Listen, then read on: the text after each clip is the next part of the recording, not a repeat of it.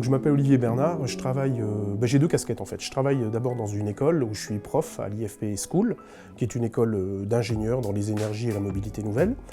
Et puis j'ai une boîte de formation, FTR Formation. Alors vaste question, pourquoi le mobile learning ça fonctionne? Moi je dirais qu'il y a trois éléments qui sont importants dans le mobile learning et je voudrais aborder avec toi. Le premier c'est tout ce qui est, je dirais, qui permet de faire un parcours mixte. Le deuxième, c'est tout ce qui est évaluation. Et le troisième, c'est la gamification. Alors, si je reprends les trois raisons une par une, la première raison, donc parcours mixte. Alors, en fait, un parcours mixte, c'est ce qui permet de faire de l'avant, pendant, après. Donc, l'avant la formation, pendant la formation et après la formation. Alors, c'est surtout les modèles de classe inversée, donc par exemple de Marcel Lebrun qui est un prof d'université à Bruxelles. La classe inversée, c'est quoi? C'est l'idée, tout ce qui est théorie, on va le donner avant le cours, avant la formation en présentiel. Et la formation en présentiel, ça va être un moment magique où on va discuter avec le prof, discuter avec le formateur, faire des exercices et vraiment apprendre finalement. Et là, ce qu'on voit, c'est qu'une application comme InTeach, donc de mobile learning, elle permet beaucoup de jouer sur l'avant et l'après. L'avant comment? On va préparer, je dirais, les stagiaires à venir en formation. Il ne faut pas se faire d'illusions. Les gens qui travaillent généralement pas beaucoup le temps, donc on ne va pas leur donner des apports énormes.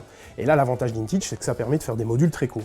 Et je suis bien en train de faire de la formation mixte, parce qu'une fois arrivés en présentiel, ils auront déjà une partie de la théorie, ce qui va me permettre de travailler là-dessus et d'avoir en fait une formation présentielle beaucoup plus riche. Et l'après, c'est quoi? L'après, c'est quelque chose de magique où je peux vraiment continuer à travailler avec mes stagiaires en continuant à leur poser des questions. Et j'arrive à mon deuxième point, c'est toute la partie évaluation. L'évaluation, c'est super important. Et je vais parler de la courbe de l'oubli d'Ebbinghaus, qui date de 1885, donc c'est quelque chose de très très vieux. Ce monsieur, en fait, il a dit, pour bien retenir, il faut absolument répéter de façon régulière. Au bout de 10 minutes, au bout d'une heure, au bout d'une semaine, au bout d'un mois, etc. Et là, on voit directement l'application d'InTeach et de toutes ces applications mobile learning, en fait. Ça permet quoi? Ça permet de rappeler souvent des notions. Donc quand je suis dans l'après, donc dans mon avant, pendant, après, je vais pouvoir réactiver des notions et poser des questions à mes stagiaires, en fait. Et donc je suis bien, je vais pouvoir le faire rapidement, au bout d'un jour, au bout d'une semaine, au bout d'un mois. Et ça permet aussi aux stagiaires de s'évaluer, je dirais, personnellement et de se voir progresser. C'est quelque chose d'important, je pense. Et c'est pour ça que le mobile learning fonctionne si bien. La troisième chose, c'est la gamification. Alors la gamification, il y a une notion que j'aime beaucoup dans la gamification, c'est ce qu'on appelle l'état de flow. Alors c'est quoi l'état de flow? L'état de flow, c'est un état de bien-être quand on joue. Alors c'était pas que dans le jeu, ça a été présenté en 1975 par un Hongrois dont je ne vais pas dire le nom parce qu'il a un nom imprononçable. Et en fait, il explique que quand on joue ou quand on apprend, cet état, en fait, vous oubliez ce qu'il y a autour de vous. Vous oubliez de manger, vous oubliez la notion du temps. Vous êtes complètement dans l'activité, vous êtes immergé dans l'activité et vous apprenez sans vous en rendre compte, vous jouez sans vous en rendre compte.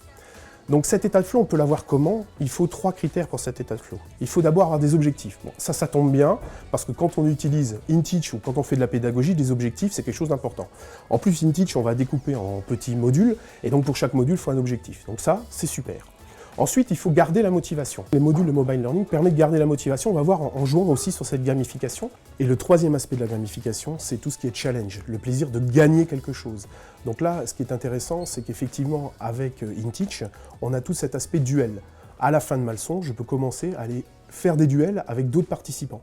On est bien sur ces challenges, on va les jouer sur la motivation. Il y a une méthode qui s'appelle la méthode de Rogers, qui dit il faut commencer par un challenge simple, facile à résoudre, le challenge A. Ensuite, vous arrivez avec un challenge B. Et puis, vous allez faire jouer le challenge A plus B. Comme ça, les gens vont pouvoir appréhender les notions et travailler mieux, je dirais, et apprendre mieux. Ensuite, vous apportez une notion C. Et puis, vous allez pouvoir faire A, B, C, puis D, A, B, C, D, enfin, vous avez compris. On voit bien que c'est exactement ce qu'on fait dans le mobile learning avec InTeach. On va bien d'abord apporter un premier challenge. Alors, moi, j'appelle ça un challenge, mais je dirais une première leçon. Puis une deuxième leçon qui va aller rechercher des éléments de la première leçon. Et petit à petit, on va construire, je dirais, un escalier pédagogique. C'est aussi ça, un petit peu, la méthode de Rogers appliquée à la gamification. Donc si je résume, pour moi, ça marche. Pourquoi? D'abord, ça permet de faire des formations mixtes et du blended learning facilement, en faisant des classes inversées. Ensuite, ça permet aux stagiaires de s'évaluer et de s'auto-évaluer régulièrement.